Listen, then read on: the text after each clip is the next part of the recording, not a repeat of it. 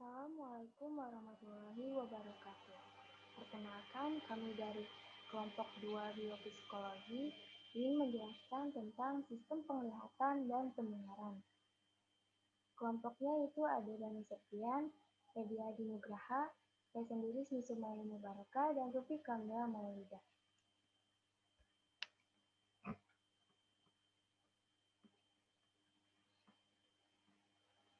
Seperti kita ketahui, mata adalah bagian yang sangat penting karena merupakan salah satu dari panca indera manusia. Mata dapat berfungsi dengan baik apabila ada cahaya. Dengan adanya cahaya ini, maka mata akan dapat melihat dengan baik. Bila di dalam kegelapan, maka mata tidak mampu melihat benda dikarenakan tidak ada cahaya yang masuk. Nah, yang pertama itu ada stimulus visual. Stimulus visual masuk ke dalam mata karena adanya cahaya yang dipantulkan dari benda-benda di sekitar kita, sehingga kita bisa melihat benda-benda tersebut. Jadi pertanyaannya adalah, benarkah binatang-binatang seperti kucing, burung hantu, dan binatang nokturnal, binatang malam, dapat melihat di kegelapan? Jawabannya tidak benar, karena tidak ada yang bisa melihat bila tidak ada cahaya.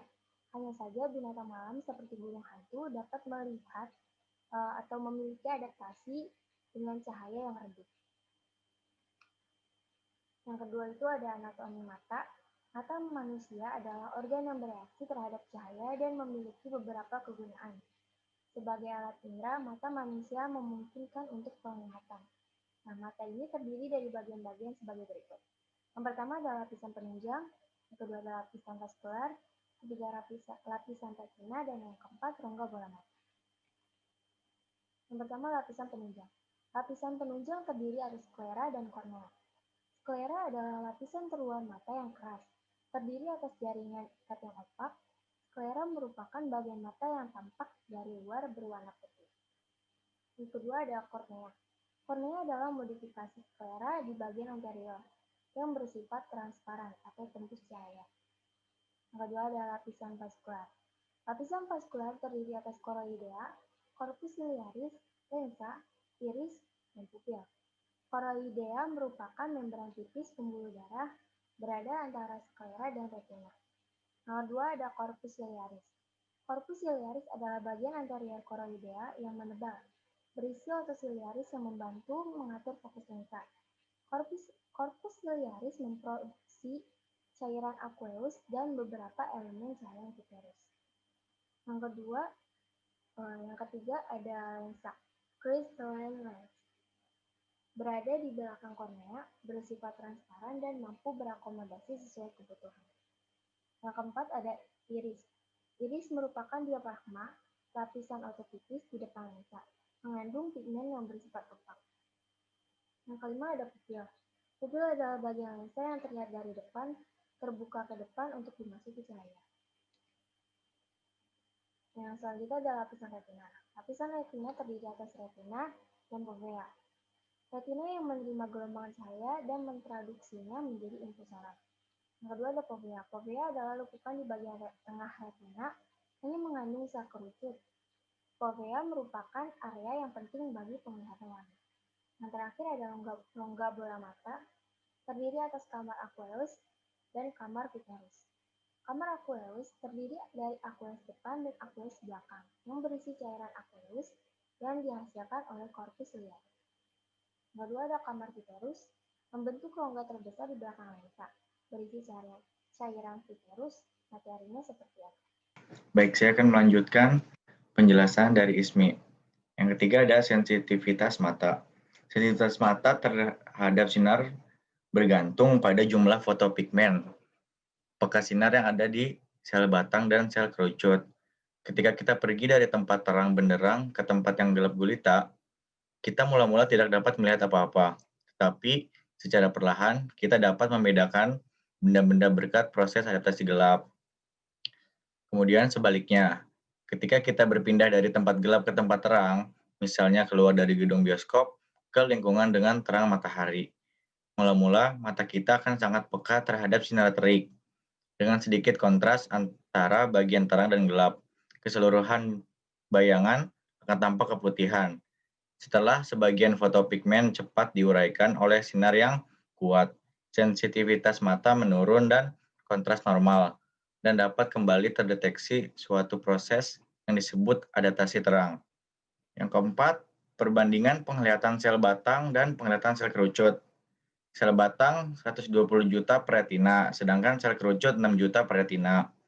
Kemudian sel batang lebih banyak di perifer, sedangkan sel kerucut terkonsentrasi di fovea. Sel batang mempunyai sensitivitas tinggi, sedangkan sel kerucut sensitivitasnya rendah. Sel batang lebih dominan di penglihatan malam, sedangkan sel kerucut lebih dominan di penglihatan siang. Sel batang ketajamannya rendah, sel kerucut ketajamannya tinggi. Banyak konferensi di jalur retina di sel batang. Kemudian di sel kerucut sedikit konferensi di jalur retina. Sel batang penglihatan dalam bayangan abu-abu, sel kerucut penglihatan berwarna. 5. Mekanisme protektif membantu pencegahan cedera mata. Beberapa mekanisme membantu melindungi mata dari cedera, kecuali di bagian anteriornya, di bagian depan. Bola mata dilindungi oleh tulang soket tempat mata berada. Kelopak mata bekerja sebagai penutup untuk melindungi mata bagian yang terpapar dengan kerusakan dari lingkungan. Kelopak mata menutup secara refleks untuk melindungi mata pada keadaan-keadaan yang mengancam, misalnya benda yang mendekat secara cepat, sinar yang menyilaukan, dan ketika mata dengan bulu mata saling bersentuhan. Kedipan mata spontan yang berulang membantu menyebarkan air mata yang berfungsi sebagai pelumas, pembersih, dan bahan bakterisidal.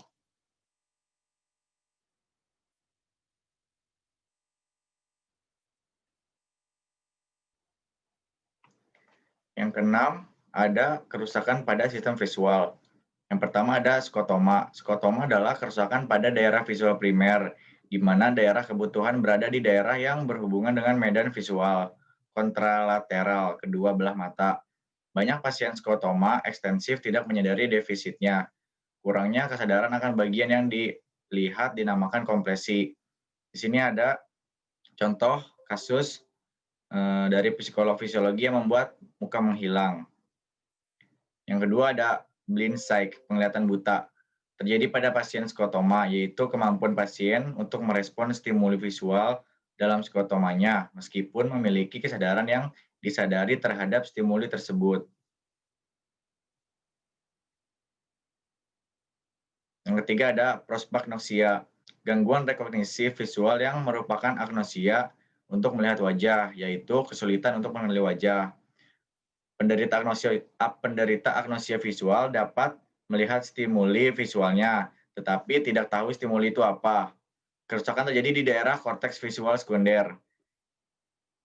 Yang keempat, kerusakan pada arus dorsal dan arus ventral. Angerlider dan Miskin 1982 dalam Pinel 2009 menyatakan prediksi bahwa kerusakan pada arus dorsal akan mengakibatkan kinerja yang buruk pada tes-tes lokasi dengan gerakan atau persepsi spesial visual. Kemudian kerusakan pada arus ventral menunjukkan hasil yang buruk pada tes rekognisi visual yang melibatkan kesadaran verbal yang merupakan kesadaran yang disadari. Menjelaskan sistem pendengaran. Pertama ada stimulus pendengaran. Manusia bisa mendengar karena adanya suara atau bunyi yang diterima oleh indera auditori, yaitu telinga. Suara sebagai stimulus berasal dari benda-benda yang berbunyi sehingga menghasilkan getaran, baik dalam zat padat, cair, ataupun gas. Getaran benda akan menggetarkan partikel-partikel di udara sekitarnya. Lalu, getaran yang terus-menerus akan menimbulkan gelombang suara yang akhirnya akan sampai di telinga kita. Suara atau bunyi adalah vibrasi molekul-molekul udara yang menstimulasi sistem auditori. Fungsi sistem auditori adalah untuk mempersepsi bunyi. Manusia hanya bisa mendengar bunyi dengan vibrasi molekular antara 20 sampai 20.000 Hz.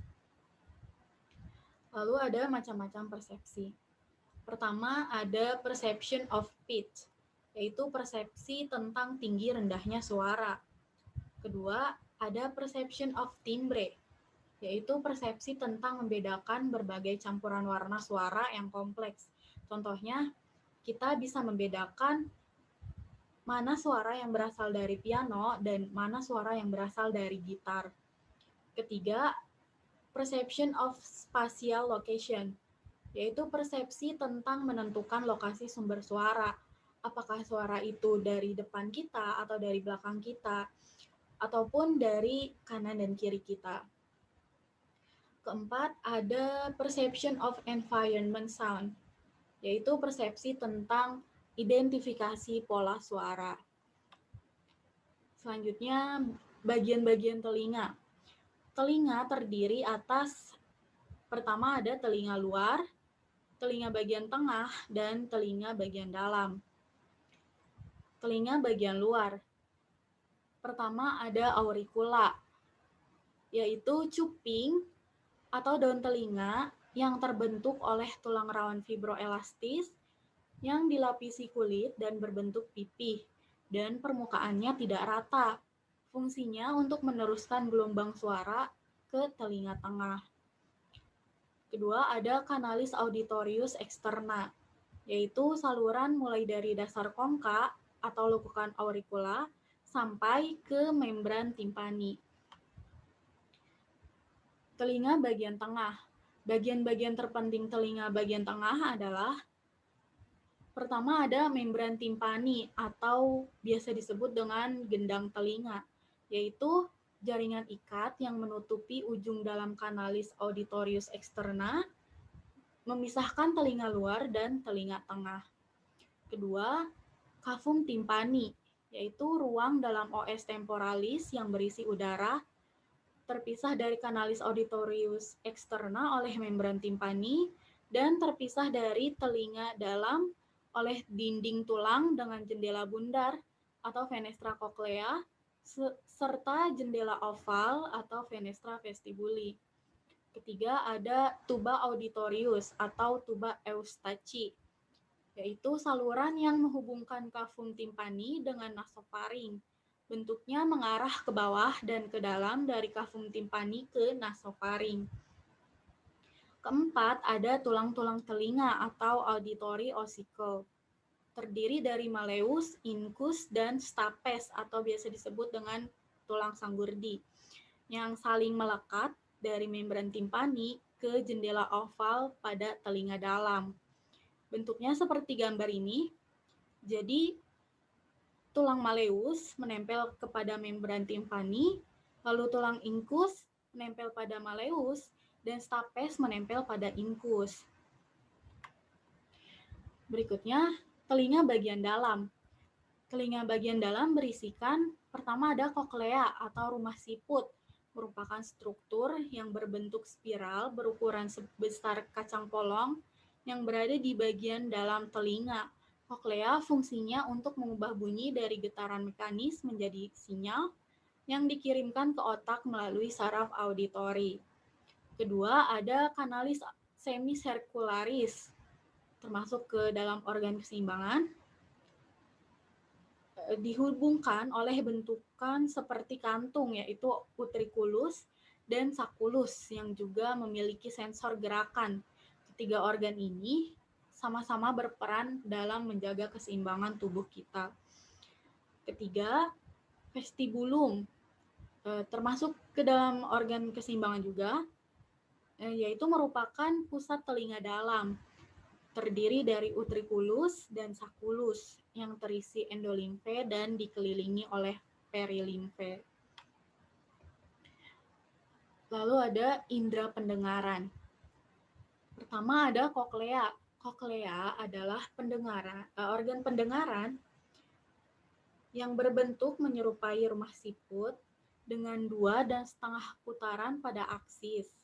Memiliki panjang lebih kurang 3,5 cm.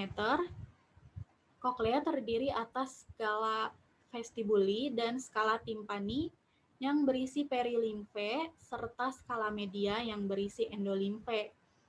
Ketiga skala dipisahkan oleh membran Reisner atau membran vestibularis dan membran basilaris. Lalu kedua ada organon corti. Organon corti adalah reseptor pendengaran yang terletak di atas membran basilaris koklea yang mengandung organel penting untuk mekanisme saraf pendengaran perifer. Organon corti terdiri atas sel penunjang dan sel rambut. Baik, saya akan melanjutkan penjelasan dari Rufi. 4. Mekanisme proses pendengaran. Telinga manusia merupakan organ pendengaran yang menangkap dan merubah bunyi berupa energi elektris secara efisien dan diteruskan ke otak untuk disadari setelah dimengerti. Sebagai sistem organ pendengaran, telinga dibagi menjadi sistem organ pendengaran perifer dan sentral. 5. Alur proses pendengaran. Telinga luar berfungsi menangkap getaran bunyi, dan telinga tengah meneruskan getaran dari telinga luar ke telinga dalam. Reseptor yang ada pada telinga dalam akan menerima langsung bunyi dan mengirimkan bunyi berupa impuls ke otak. Gelombang suara atau bunyi berjalan turun melalui air kanal yang akan menyebabkan gendang telinga bergetar. Getaran ini kemudian dikirim ke tulang osikal getaran sang gurdi. Akan memicu getaran selaput yang disebut oval window, yang selanjutnya getaran itu akan dikirim ke koklea. Setiap perubahan tekanan pada oval window berjalan di sepanjang organ kortis sebagai gelombang. Organ kortis terdiri dari dua selaput, yaitu basilar membran dan pectoral membran, dan terdapat sel rambut yang rentangannya akan menghasilkan steering force pada sel-sel rambut di titik yang sama. Prinsip utama kerja koklea adalah frekuensi yang berbeda bila akan menghasilkan stimulasi maksimal terhadap sel-sel rambut di titik yang berbeda di sepanjang selaput basiliar. Frekuensi yang tinggi akan lebih mengaktifkan jendela oval ataupun jendela bundar. Frekuensi yang rendah akan lebih mengaktifkan selaput basiliar. Jadi, tinggi rendahnya frekuensi komponen yang menyusun setiap bunyi yang kompleks akan mengaktifkan banyak sel rambut di titik-titik sepanjang selaput basiliar, dan banyaknya sinyal dari bunyi tunggal yang kompleks akan dibawa keluar dari telinga oleh banyak neuron auditori yang berbeda untuk dibawa ke otak dan diterjemahkan menjadi suara. Seperti koklea, sebagian besar struktur auditori tersusun berdasarkan tingkat frekuensinya dan hierarki organisasinya tersebut dinamakan tonoponik. 6. Jalannya impuls dari telinga korteks primer. Dalam sistem auditori, hanya terdapat sebuah jaringan jalur auditori yang kompleks dan tidak ada jalur utama ke korteks seperti dalam sistem visual yang memiliki jalur utama ke korteks, yaitu jalur retinal genicular striatum. Proses jalannya impuls dari telinga ke korteks auditori primer, yaitu akson-akson dari saraf auditori akan bernasis di koklea, kemudian banyak proyeksi ke arah superior olive di kedua sisi batang otak pada level yang sama. Lalu, akson-akson neuron audivaria berproyeksi melalui lateral lemniscus menuju ke inferior colliculi. Selanjutnya, berproyeksi ke medial genicular nuclei di talamus dan berproyeksi ke auditory cortex premier. 7. Kerusakan pada sistem auditori. Tuli pada manusia yaitu ketidakmampuan manusia dalam mendengar. Biasanya diakibatkan oleh kerusakan pada telinga dalam ataupun telinga tengah, bukan pada struktur otaknya. Penyebab tuli saraf adalah karena hilangnya reseptor-reseptor sel rambut. Mengapa orang lanjut usia sering kesulitan membedakan huruf seperti S, F, dan T? Hal ini karena mereka mengalami defisit dalam mempersepsi frekuensi, sehingga seringkali mereka dapat mendengar orang berbicara tetapi mengalami kesulitan dalam memahami apa yang dikatakannya. Kesimpulan, proses penglihatan dimulai dari adanya cahaya yang mengenai benda masuk ke mata lalu diterima bagian belakang mata yang disebut retina. Lalu dari retina akan dikirim ke otak melalui sel saraf penglihatan. Otak akan menerjemahkannya dan memberitahu gambar yang dilihat oleh mata. Proses yang terjadi dalam sistem pendengaran secara umum, yaitu adanya benda-benda yang bergetar akan menggetarkan udara dan menimbulkan gelombang yang akan masuk ke telinga kita lalu menggetarkan gendang telinga dan bagian lain di dalam telinga. Pesan yang dihasilkan oleh getaran organ dalam telinga akan dikirimkan ke otak dan akan diterjemahkan menjadi suara. Sekian presentasi dari kelompok 2. Wassalamualaikum warahmatullahi wabarakatuh.